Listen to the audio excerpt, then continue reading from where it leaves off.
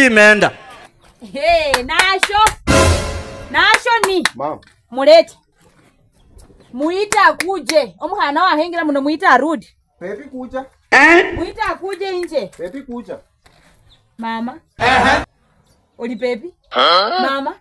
Umetembea area yote hujawaiona mvulana. Umeona tu huyu wangu. Mama, kwani mimi si mvulana? Umeona tu huyu wangu. Uogopi kukufa ukimwi? Yesu! Uogopi ukimwi? Mama, unamaanisha ni kwani mimi niko na ukimwi? Uogopi kukufa? Kama unajipenda mama, tembeza.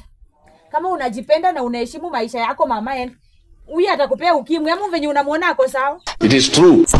Mama, kwani mimi mama, shida yako inakuanga nini? Na sio kila siku unabadilisha wasichana huyu. Si ulete mmoja uniambie mama ndo huyu msichana wako umeamua. Nikileta huyu unafukuza. Nikileta huyu unafukuza. Kwani mama wewe unataka mimi nikufe kutu? Ulisikia kutu inaua Nasho? Mama, kutu inaua, unataka kutu haiui Nasho. Baba yako alienda miaka 30 yenye iliishi. Mimi nimekufa juu ya kutu. Mama, kutu haiui. Mama, unataka mimi nikufe kutu? Kutu haiui papa. Wewe unaleta wapapa wenye matumbo kubwa kila siku kwa nyumba, alafu mimi unataka nikufe kutu. Nasho uogopi laana, usiniongeleshe mimi hivyo. Mimi ni mama yako. Nitaanza kutembea na stool. Nikipata ng'ombe napata kwa stool, na repu ng'ombe na kutu inaisha. Unataka hivyo mama? Wacha ikuwe hivyo sasa, utakuwa unaniona kwa Citizen TV nimepanda kwa stool nimerepu ng'ombe. Lakini baba, si ulete msichana mmoja hapa nijue ni huyu mmoja. Sasa mimi nitakuwa naleta wasichana unafukuza?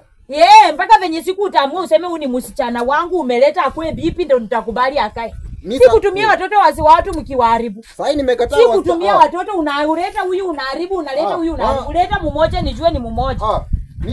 Yani kutembea tu na stool, na panda kwa stool na repu ng'ombe, kutu inaisha. Hapana, jaribu.